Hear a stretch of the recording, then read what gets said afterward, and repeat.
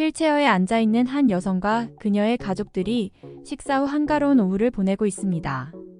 여성은 35년간 한 번도 걸어본 기억이 없는 뇌성마비 환자였습니다.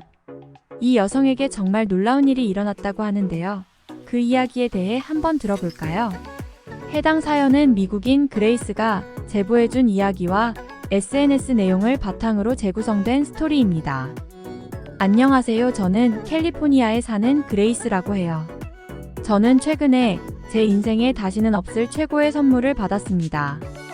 제가 걸을 수 있게 됐거든요. 이게 무슨 말인지 궁금하실 것 같은데요. 원래 저는 걷지를 못했어요. 제 나이가 35인데 얼마 전까지 단 한 번도 걸어본 기억이 없어요. 왜냐하면 제가 아주 어릴 때 뇌성마비를 진단받았었거든요. 뇌성마비란 말 그대로 미성숙한 뇌 또는 뇌의 손상으로 인해 운동과 자세의 이상을 보이는 비진행성 증후군인데요. 쉽게 말해 뇌에 이상이 있어 몸을 잘 움직일 수 없는 병입니다.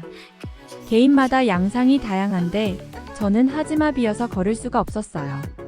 그래서 저는 유치원은 가지 않았고 초등학교부터 나갔어요. 의식이란 게 생길 적부터 엄마, 아빠, 언니와 제가 어딘가 다르다는 것을 알았지만 가족들이야 늘 저를 사랑해주고 걷지 못하는 저 대신 모든 것을 해주었기 때문에 불편한 것을 몰랐습니다. 하지만 초등학교에 등교하면서부터 힘든 일이 시작됐죠. 등하교는 부모님이 시켜주시니 괜찮았지만 문제는 그 다음이었습니다. 혼자서 휠체어를 타고 다녀야 했는데 그게 생각보다 어려웠던 거죠. 아이들과는 당연히 어울리기 힘들었습니다. 그래도 천만다행인 것은 학교에 나쁜 아이들은 없어서 제가 괴롭힘을 당하지는 않았다는 거예요. 하지만 놀아주지도 않았죠.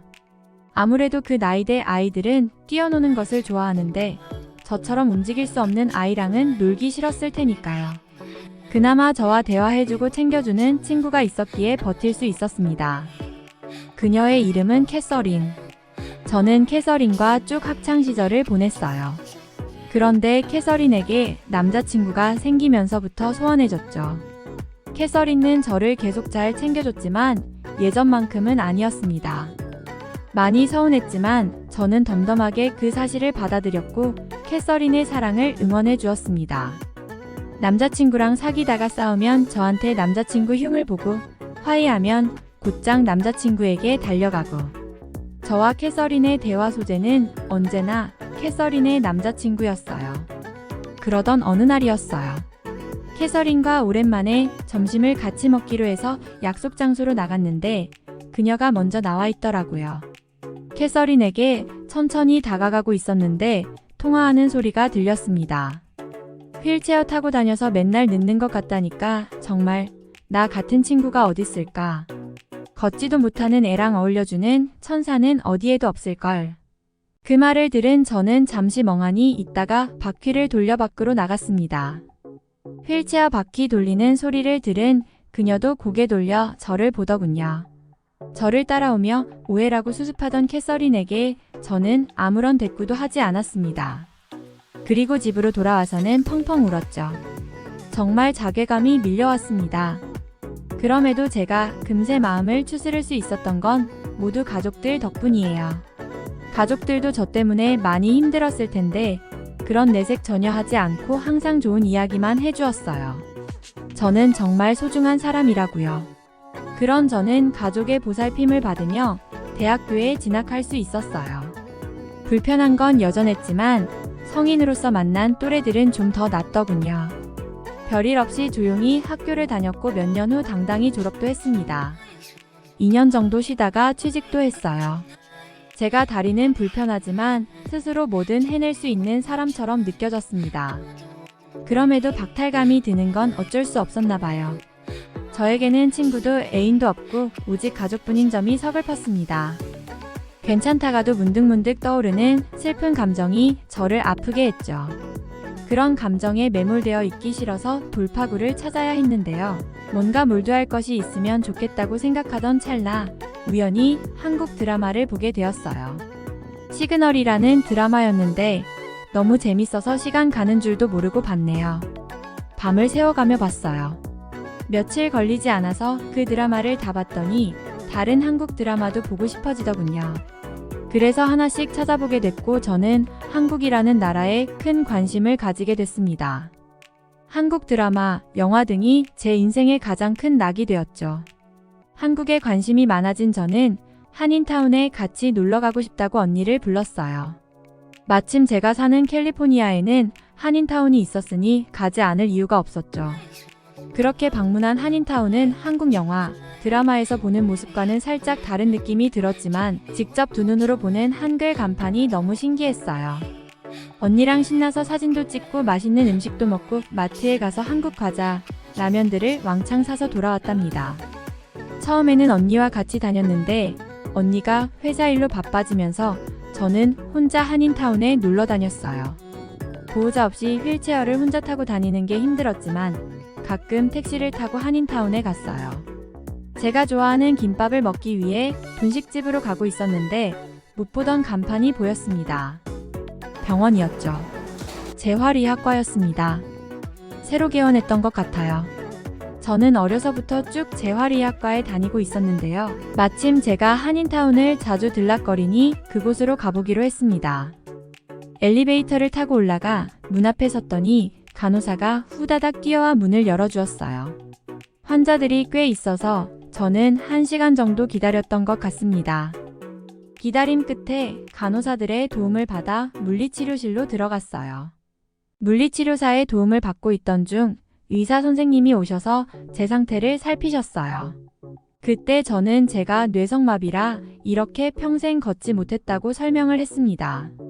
선생님은 저를 쭉 보시다가 어딘가 미심쩍다는 표정을 지었어요. 제가 보기엔 그레이스는 뇌성마비가 아닌 것 같습니다만 저는 깜짝 놀라 그게 무슨 말씀이세요? 저는 30년을 뇌성마비로 살아왔는데요. 라고 의사에게 말했죠. 그리고 당연히 그 한국인 의사가 돌팔이라고 생각했습니다. 저는 믿을 수가 없어서 잘못 보신 거 아니냐고 했지만 의사 선생님은 뜻을 굽히지 않았죠. 일반적인 뇌성마비와는 다른 양상을 보이셔서 말씀드리는 겁니다. 검사를 다시 받아보시는 게 좋을 것 같습니다. 그날은 일단 집으로 돌아갔고 부모님에게 이 사실을 말씀드리니 내일 당장이라도 다시 검사를 받아보자고 하셨습니다. 저는 검사비가 만만치 않을 거라며 망설였지만 부모님은 그런 거 신경 쓰지 말라고 하시더군요. 저보다 부모님이 더 설레하시더라고요. 전 그 한국인 의사 선생님이야말로 오진을 내린 거라고 비관적으로 생각했는데 부모님은 아니셨어요. 그렇게 저는 아버지와 함께 다시 그 병원을 찾았습니다. 그리고 MRI 검사를 하게 되었죠. 그때는 정말 저도 많이 떨렸습니다. 제발 오진이 아니길 바라게 되더라고요. 검사 결과가 바로 나오지는 않아서 검사 후 3일쯤 지났을 때 병원으로부터 연락이 왔습니다. 결과가 나왔으니 병원에 방문해 주시기 바랍니다. 아빠와 저는 떨리는 마음으로 바로 병원에 갔어요.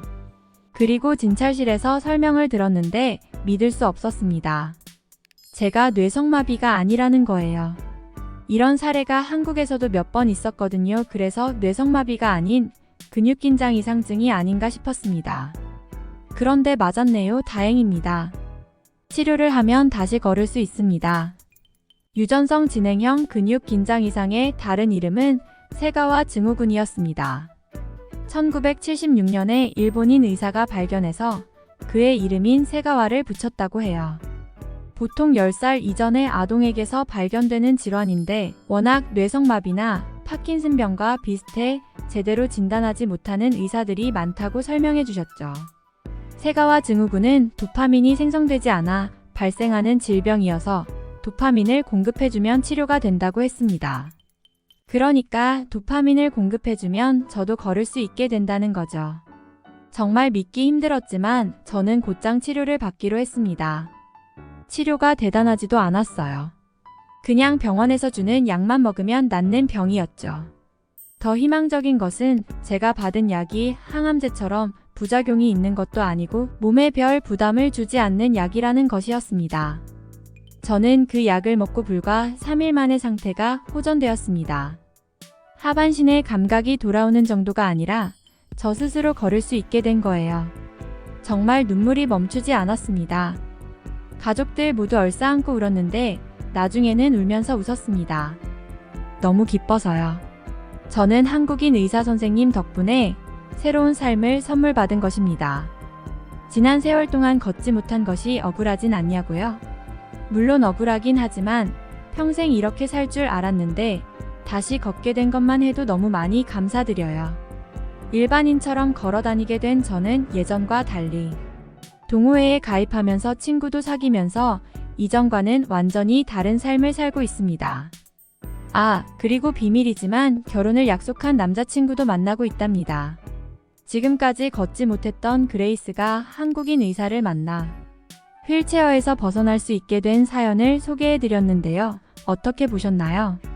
저희는 여러분의 사연을 기다리고 있으니 다음 이메일 주소로 소개해주고 싶은 사연이 있으시면 언제든 연락주세요. 감사합니다.